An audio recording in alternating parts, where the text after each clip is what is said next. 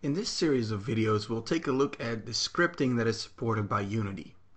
Now, in most game engines, the actual editor is separated from the scripts that determine what happens in the game. When things move around, it's usually always done by coding. Now, in most game engines, coding is separate from the editor. However, in Unity, it is not. In Unity, scripts are a vital part of the editor, and in fact, it makes it very flexible. Now, there's three types of scripts that are supported by Unity, and the first one is C#, and this is a language that is used much in the Microsoft environment, for example. And then another script that is supported is called BooScript, and Boo is officially supported, but personally I have not met anyone yet that made their entire game in Boo. But it's related to the Python family, so if you have any experience in that, then that's probably your pick. Now, my favorite and my script of choice is JavaScript, and even though the JavaScript in Unity is not entirely 100% the JavaScript that you would see in web development, however, it is very similar and the syntax is the same. Now, if you're new to scripting, don't worry, I'll explain everything step by step, and I'm going to use JavaScript to do that since it's one of the most easiest languages. Also, if you have any experience in, for example, Flash ActionScript or JavaScript to make websites, then you will find this to be very easy. However, even if you have a lot of experience with scripting or coding in general already, I would like to encourage you to follow along with this block of tutorials just so that you can find out what Unity specific things are different from the scripting you might be used to. But other than that, it's going to be pretty easy and pretty smooth sailing.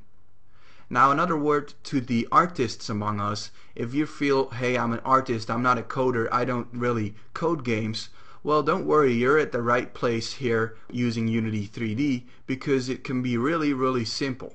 Also, if you feel that you're a coder and you want to be more in depth, there's ways to link Visual Studio with Unity, so if you want your code environment to be separated from the rest and want to go a little bit deeper, then that's entirely possible, but I would recommend using C# to do so. Now, in our game we already have a couple of scripts.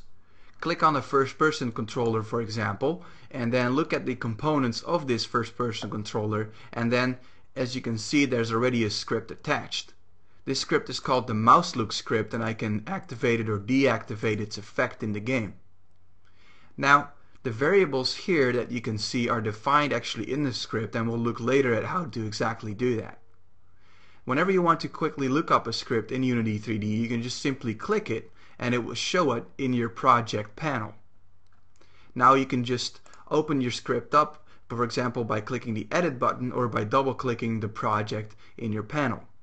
Now, as soon as you do this, it will open up what is the Unity editor default of your system. If you're on Mac, that is Unitron, and if you're on Windows, it will launch another one that looks and works quite similar to this one. The colors might be slightly different here and there, but it's pretty much the same thing. Now, this script is a C# script, and one awesome thing that I would like to note is that C# and JavaScript and BooScripts can all be used in the same game. There's no need to only use one type of script. So for me personally, that's very handy because in our game development we hire different programmers, and some of them they have a priority of C# and some of them would rather use JavaScript. So either way, as soon as they do their portion, I can integrate both of them and I don't have to standardize, and the programmer can do whatever they want. Now, you can see the difference between C# and JavaScript by looking at the icon. The JavaScript has a GS, and then C# has a C# in its icon, and then BooScripts also have their own icon. Now, in the next video, let me show you what we can do with scripting, and let's start off with some basics.